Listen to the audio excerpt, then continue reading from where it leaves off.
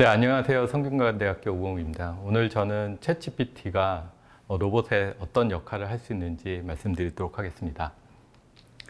챗GPT를 주위에서 많이 얘기를 하고 사용해 본 경험도 공유를 하는 분들이 주위에 많아지고 있는데요. 22년 11월에 챗GPT 서비스가 처음으로 오픈된 후에 5일 만에 100만 유저를 달성했다고 합니다. 이것은 넷플릭스가 3.5년에 걸렸다고 메타, 페이스북이 10개월 정도 걸린 것을 비교해 보면 이 서비스가 얼마나 사용자들에게 유용했고 그리고 얼마나 놀라운 경험을 전달했는지를 우리가 잘 짐작해 볼 수가 있습니다. 이게 챗GPT 최근 화면인데요. GPT-4라는 언어 모델을 사용을 해서 운영이 되고 있고 위에 저희가 텍스트 프롬프트라고 해서 텍스트 입력을 명령어나 질문을 입력하게 되면요. 거기에 대해서 챗GPT가 언어를 생성해서 문장을 생성해서 대답을 해주는 구조입니다. 오픈AI가 마이크로소프트의 투자를 받아서 만들었다고 알려져 있고요. 실제로 오픈AI는 비영리 단체로부터 출발을 해서 연구에 중심을 뒀는데 이 성공을 기반으로 해서 최근에는 이제 회사 영리 단체가 된 것으로 알려져 있습니다. 챗GPT의 GPT는 기술 텀을 좀 이렇게 요약해서 사용하고 있는데요. Generative Pre-trained Transformer의 GPT 요약어입니다. 여기서 이제 생성형이고 사전 훈련되어 있고 트랜스포머라는 딥러닝 구조를 사용한다라는 기술 요약적인 설명을 담고 있습니다. 보통 우리가 인공지능이라고 하면서 예를 들 때 쉽게 설명하는 방식이요. 개와 고양이 사진을 주어져 있고 개와 고양이 사진을 보고 인공지능이 개인지 고양인지 판단할 수 있다. 이런 인공지능을 설명을 하게 되는데요. 보통 이제 사람도 마찬가지겠지만 개의 모양, 그다음 고양이의 모양, 뭐 털의 색깔이라든가 털의 길이, 눈의 크기 이런 것들을 이 이미지에서 우리가 뽑아낼 수 있는 피처, 특성이라고 말을 하고 이 여러 가지 특성을 모아놓은 일종의 특성 스페이스 상에서 두 개의 이미지를 구분할 수 있는 경계선을 직접 학습시키는 방법을 판독형 인공지능이라고 기본적인 형태라고 보통 설명을 합니다. 이거하고 대조해서 우리가 설명하는 방식이 생성형 인공지능은 직접 이 경계를 학습하는 것이 아니라 각각의 이미지가 가지고 있는 특성을 확률 분포로 학습하는 방식을 채택을 하고 있는데요.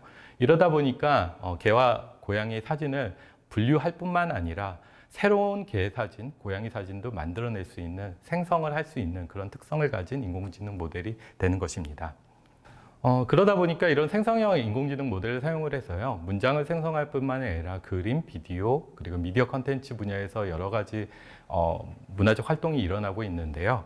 최근 들어 재밌게 본 외신 기사 하나는 이 헐리우드에서 작가 노조가 이런 OTT나 아니면 헐리우드 스튜디오들이 이 생성형 AI를 적극적으로 활용하다 보니까 실제 작가들이 할 일을 침해한다든가 혹은 작가들이 이미 만들어 놓은 그런 데이터를 활용해서 인공지능을 학습하고 사용하기 때문에 이런 권리를 보장받지 못하는 부분에 대해서 논의를 시작을 했고요. 파업까지 연결됐다는 소식이 있었습니다. 보통 인공지능이 발전하게 되면 단순한 직업이 자동화가 되면서 단순한 직업, 이런 작업들을 대체할 수 있을 것이라고 예상을 했는데요.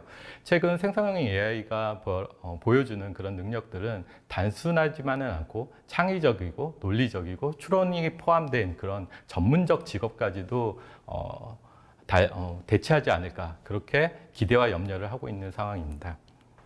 여기서 이제 보통 GPT의 P는 pre-trained, 사전 훈련을 얘기하는데요. 특히 이제 사전 훈련된 언어 모델을 챗GPT에서 사용한다는 의미입니다. 좀 어려울 수도 있는데요. 우리가 이제 구글에서 검색을 하다 보면 예를 들면 언어 모델이라고 만약 검색 키워드를 입력하게 되면 언어 모델 종류, 언어 모델 AI, 뭐 언어 모델 만들기 이런 식으로 뒤에 연속해서 나올 수 있는 단어를 추천을 하면서 검색어를 완성을 하는 기능이 있었습니다. 이게 일종의 언어 모델인데요. 우리가 사용하는 문장의 문맥이라는 것은 앞에 문장을 보게 되면 뒤에 나올 수 있는 단어를 우리가 어느 정도 예측할 수가 있는데요. 이것을 확률적으로, 통계적으로 예측하는 모델이 언어 모델이 되는 것입니다.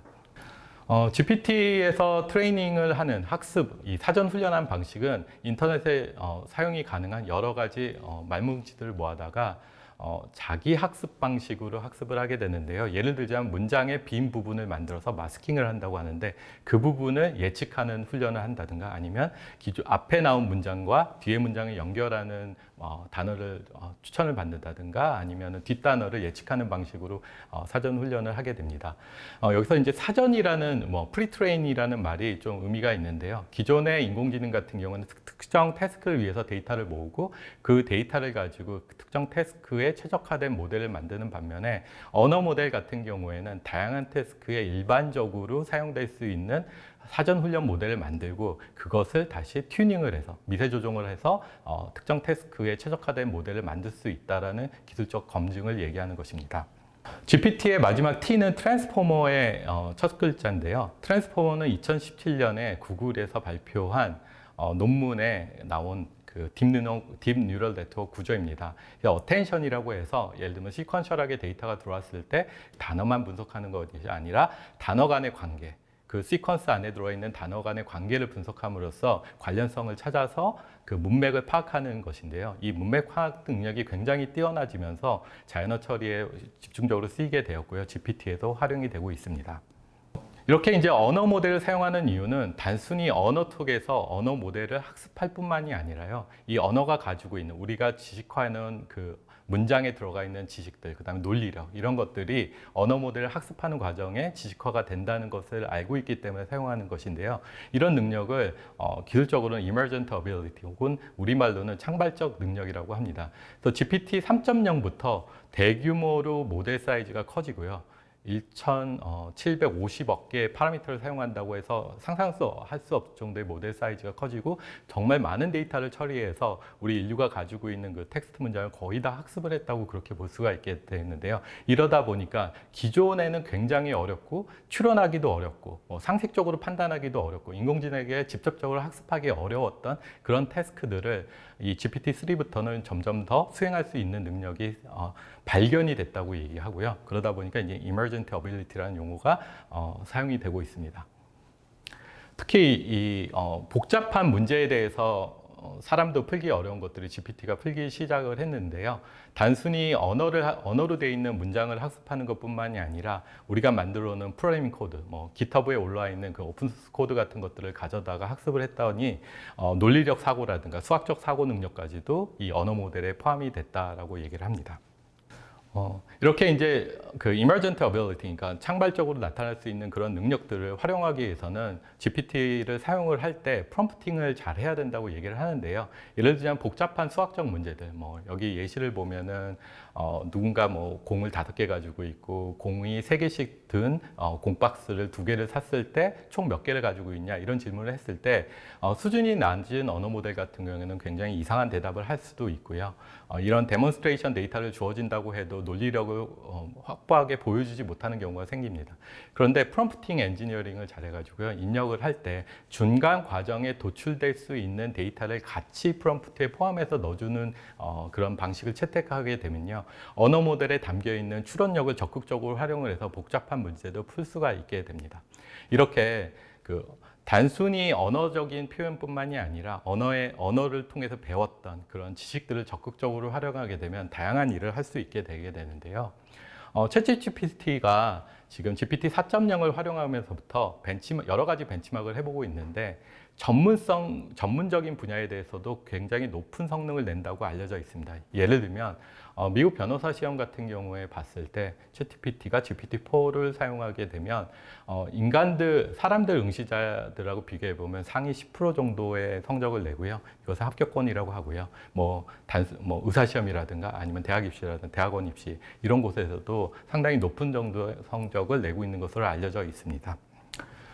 이런 이제 언어 모델에 여러 가지 쌓여져 있는 지식을 활용을 해서 로봇 지능도 향상을 할 수 있을 거라고 예측을 할 수가 있는데요. 기본적으로 로봇은 홈 로봇이나 공장동에서 쓰이는 로봇이나 이런 바디를 가지고 있고 챗GPT와 같은 지능이 그 바디와 결합을 하게 되면 우리가 일상생활에서 하는 태스크들도 수행할 수 있고 사람이 하기 힘든 일도 수행할 수 있을 거라고 기대를 합니다. 예를 들자면 점심을 데워줘 라고 얘기를 하면 사실 사람은 점심을 찾고 그 점심을 어딘가 마이크로웨이브를 찾아서 다시 데우고 이런 과정을 어느 정도 만들어낼 수 있는데요. 이것을 언어적인 지식이 없는 상태에서 처음 처음부터 로봇을 트레이닝 한다고 한다면 굉장히 오랜 과정이 거치게 되는데 챗GPT가 가지고 있는 그런 언어적 능력을 결합을 하게 되면 학습도 빠르게 하고요. 다양한 태스크도 수행할 수 있는 능력을 쉽게 만들 수 있을 거라고 기대를 할 수 있습니다. 보통 일반적으로 로봇을 학습시키는 방법은 데이터를 사용해서 모방 학습을 하는 것이 일반적으로 많이 사용하는 방법입니다. 그러니까 로봇을 데려다 놓고 제가 전문가로서 어떤 동작을 해야 된다는 것을 먼저 비디오적인 시연을 하게 되면요. 그런 시연 데이터를 통해서 바로 따라하는 방식으로 로봇이 학습을 할 수가 있게 됩니다. 또 다른 방법은 로봇을 강화 학습을 하는 방식인데요. 로봇을 어떤 실 공간에 혹은 시뮬레이션 공간에 집어넣고요. 각각의 태스크를 수행하면서 로봇에게 피드백을 주게 됩니다. 예를 들면 물컵을 잡는 동작을 로봇이 시도를 하다 보면 실패를 많이 할 수도 있는데 물컵을 잡았다라고 하면 피드백을 리워드라고 하게 하는 보상이라는 피드백을 높게 주게 되면 이렇게 하면 로봇이 스스로 물컵을 잡는 방법을 그런 스킬을 익숙하게 익히게 되는 학습하는 과정이 되게 됐습니다. 이렇게 모방학습과 강화학습을 사용을 해서 로봇을 학습할 수 있는데요. 이런 기존의 기술들이 약간씩 제한점들이 있습니다. 모방학습은 당연히 이 전문가의 시연 데이터를 필요로 합니다. 그렇기 때문에 단순한 작업에 대해서는 시연 데이터를 만들 수 있겠지만 복잡한 작업에 대해서는 시연 데이터를 만들기가 어렵기 때문에 학습하기도 어렵습니다. 또한 제 시연이 전문가가 한 시연 데이터가 약간 환경이 바뀌어서 조금 로봇이 해야 될 상황과 좀 달라진다고 한다면 이 로봇은 의도 자체를 이해하지는 못하기 때문에 바로 표면적인 동작만 따라하려고 하기 때문에 실수가 반복이 될 수가 있고요. 한 번 실수돼서 자신이 알고 있지 않은 어떤 상황에 빠지게 되면 그것이 큰 실패로 연결되는 그런 단점이 있습니다. 강학습도 일반적으로 굉장히 일반화된 어떤 정책을 만든다든가 지식을 만든다든가 그런 특성을 가지고 있긴 한데요. 여기에는 전제 조건이 있습니다. 로봇이 상호작용하는 환경이 보상을 정확하게 내줘야 되고요. 또 보상을 자주 내줘야 됩니다. 그래야만 로봇이 학습할 기회를 많이 가지게 돼서 학습이 빠르게 일어나는데요. 어떤 문제에 대해서는, 어떤 태스크에 대해서는 사실 보상이라는 게 정확하게 디자인되기도 어렵고요. 그리고 태스크를 성공했을 때만 보상이 나온다고 하면 그 실패 과정 속에서 학습할 수 있는 것이 많이 줄어들기 때문에 강학습 같은 경우에는 어떤 특정 태스크에 대해서는 샘플 이피션시라고 해서 학습의 효율성이 굉장히 떨어진다라고 알려져 있습니다. 이런 단점들을 챗GPT와 같은 거대 인공지능 모델 혹은 거대, 초거대 언어 모델을 활용하게 되면 뭔가 좀 회피할 수 있고 로봇을 우리가 지능을 만드는데 좀 더 효율적으로 활용할 수 있다고 얘기를 하는데요. 그 예시를 한번 좀 설명을 드려보겠습니다. 로봇이 예를 들면 로봇에게 제가 콜라를 쏟았는데 어떻게 좀 해봐 이렇게 이제 굉장히 추상적인 명령이나 어떤 상황 설명을 프롬프팅을 했다고 가정을 해보겠습니다. 그러면 챗GPT가 이런 문장을 받아서요 태스크를 분석할 수가 있습니다. 무엇을 해야 되는지 what to do인 거죠. 그러니까 예를 들면 콜라병을 친다. 그 다음에 콜라가 쏟아진 부분을 찾는다. 그리고 콜라를 닦을 수 있는 스펀지를 가져온다. 그 다음에 닦는다. 이런 식으로 어떤 일을 해야 된다라는 것을 이 주어진 프롬프트를 통해서 분석을 한 후에 그것을 실행할 수 있도록 준비하는 단계가 필요하게 됩니다. 여기서 이제 챗GPT가 언어적인 분석을 하는 그런 능력을 보여줄 수가 있겠고 여기에 활용되는 것을 태스크 인터프리테이션, 태스크 이해나 태스크 분석이라고 말을 하게 됩니다.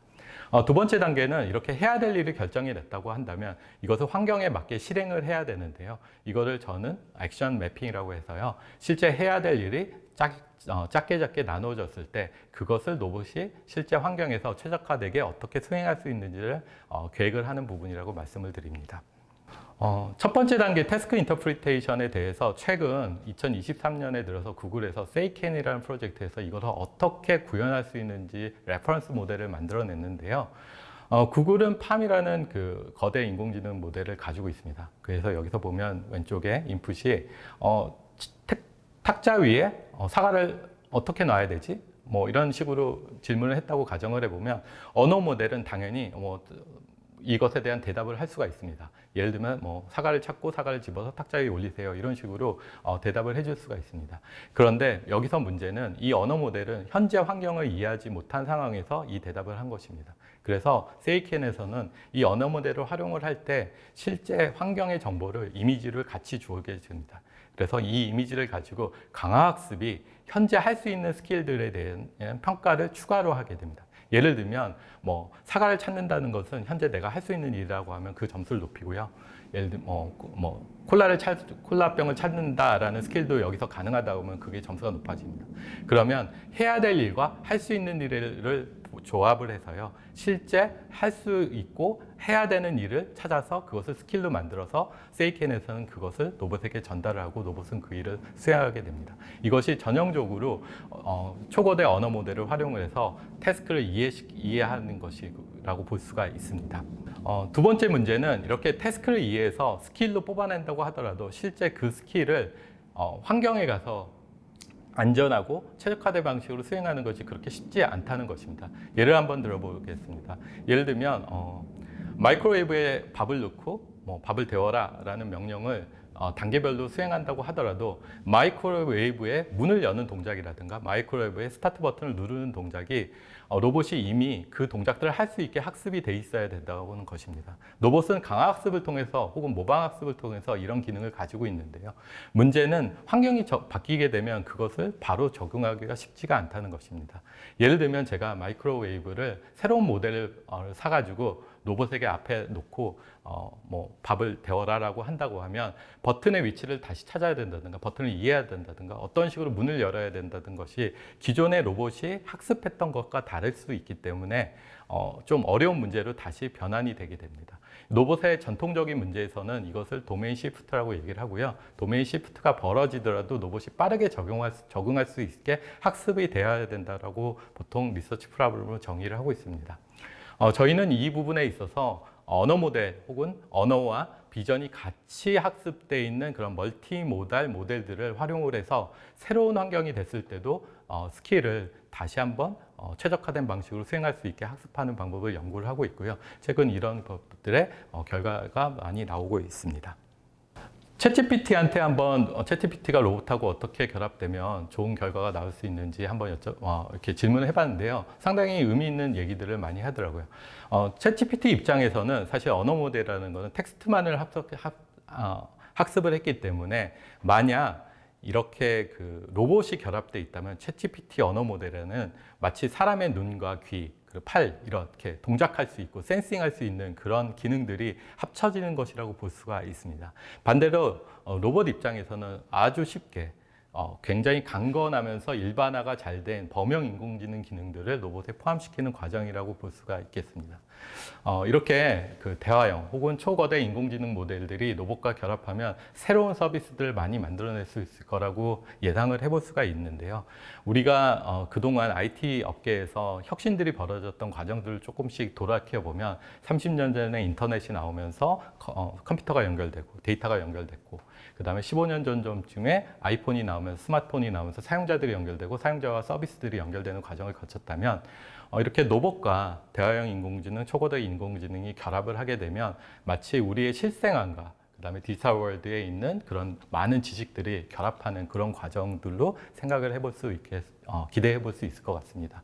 저는 요즘 나오는 그런 언어 모델의 능력들을 보면요, 이것들을 어떻게 많은 다른 영역에 활용할 수 있지에 대해서 집중적으로 연구를 하고 있는데요. 많은 꿈과 기대를 일으키는 그런 기술인 것 같습니다. 네, 오늘 경청해 주셔서 감사합니다. 감사합니다.